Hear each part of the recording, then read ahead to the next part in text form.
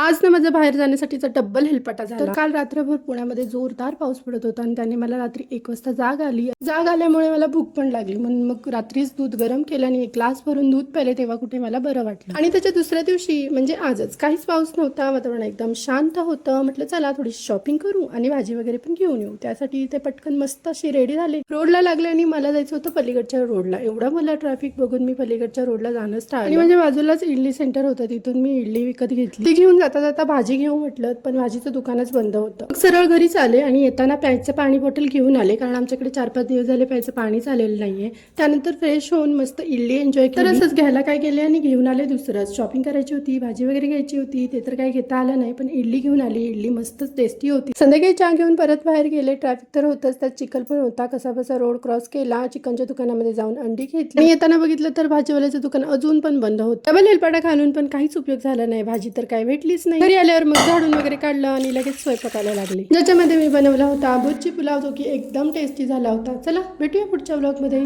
Bye.